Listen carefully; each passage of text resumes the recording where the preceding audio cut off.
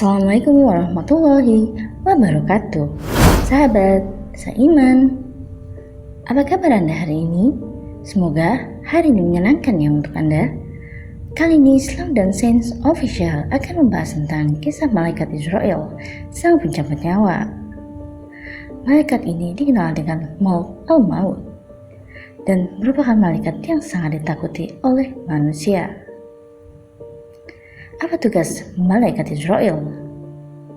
Mengapa ia yang ditunjuk oleh Allah Subhanahu wa Ta'ala menjadi malaikat maut? Mengapa bukan malaikat yang lain? Untuk mengetahui hal ini, simak pemaparannya dengan menonton video ini hingga akhir, tentunya di Islam dan Sains Official. Namun, sebelum lanjut, baiknya klik tombol like dan subscribe video ini agar kami dapat terus menebarkan syiar dakwah Islam yang bermanfaat. Amin amin ya rabbal alamin. Israel merupakan malaikat maut atau dikenal dengan Malak al-Maut, malaikat pencabut nyawa. Setiap makhluk ciptaan Allah akan merasakan kematian. Tidak akan ada yang luput daripadanya. Bahkan malaikat Israel pun memiliki umur yang ditentukan oleh Allah Subhanahu wa Ta'ala. Jika suatu hari nanti malaikat Israel telah berhasil mencabut nyawa semua makhluk ciptaan Allah, maka dialah Israel yang merupakan makhluk Allah Subhanahu wa Ta'ala yang terakhir kali dicabut nyawanya, di mana Allah memerintahkan dirinya untuk mencabut nyawanya sendiri. Namun tidak ada yang tahu kapan waktu kematian itu tiba, tidak terkecuali malaikat Israel sang pencabut nyawa. Meski bertugas mencabut nyawa manusia, Israel sama sekali tidak tahu kapan tiap-tiap makhluk akan mati. Menurut kisah Qabil Akbar, Allah Subhanahu wa Ta'ala telah menciptakan sebuah pohon Sidratul Al-Muntaha di bawah arsy, yang mana jumlah daunnya sama banyak dengan bilangan makhluk ciptaan Allah. Jika satu makhluk itu telah diputuskan ajalnya, maka umurnya tinggal 40 hari dari hari yang diputuskan. Maka jatuhlah daun itu kepada malaikat Israel, dan tahulah dia bahwa dia akan diperintahkan untuk mencabut nyawa orang yang sudah tertulis di daun tersebut. Hingga ada daun dari pohon tersebut yang gugur, maka dia akan segera mendatangi orang tersebut dan akan melepaskan ruh dari jasadnya. Bukan tanpa alasan mengapa ia yang dipilih menjadi malaikat maut.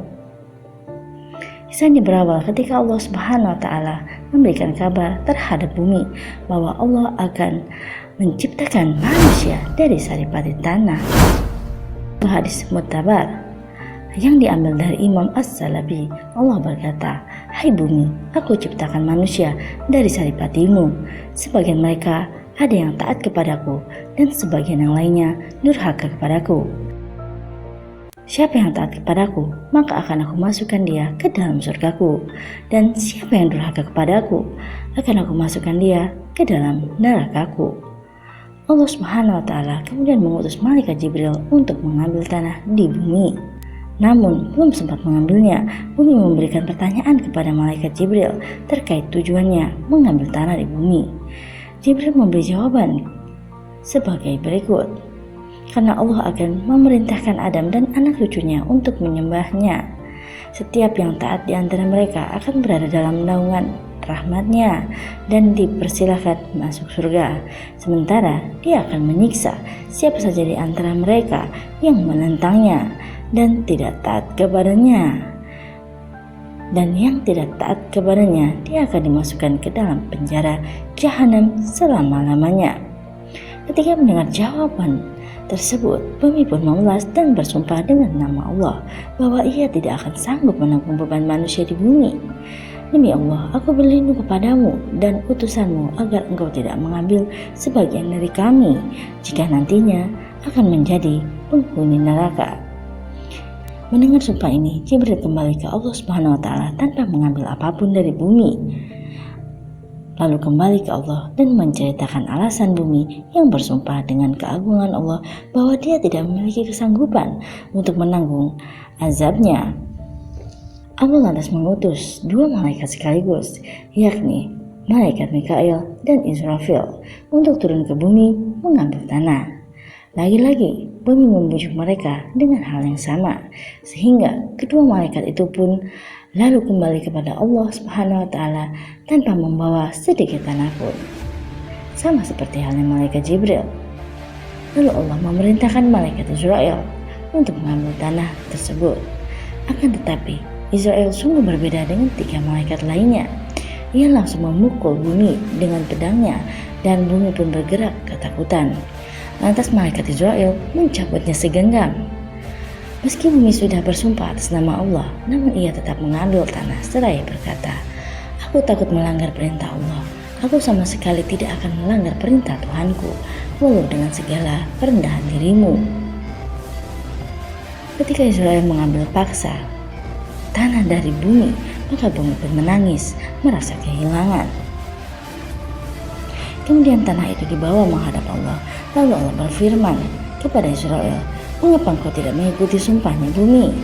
Jawab Israel, "Perintahmu lebih aku ikuti dan aku takuti daripada sumpahnya." Kemudian Allah berfirman, "Engkaulah malaikat pencabut nyawa, maut, maut." Malaikat Israel berhasil mengacukan dalih bumi untuk suatu ketentuan yang sudah jelas dan pasti. Sebab ketegasan inilah Allah memilih malaikat Israel sebagai malaikat maut sang pencabut nyawa. Ketika telah tiba masanya, ajal kematian tidak bisa diundur walau sesaat, dan juga tidak bisa dimajukan.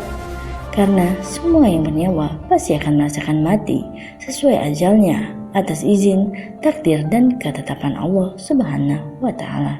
Sebagaimana tertuang dalam firman Allah, "Di mana saja kamu berada, kematian akan mendapati kamu, kendati pun kamu di dalam benteng yang tinggi lagi kokoh."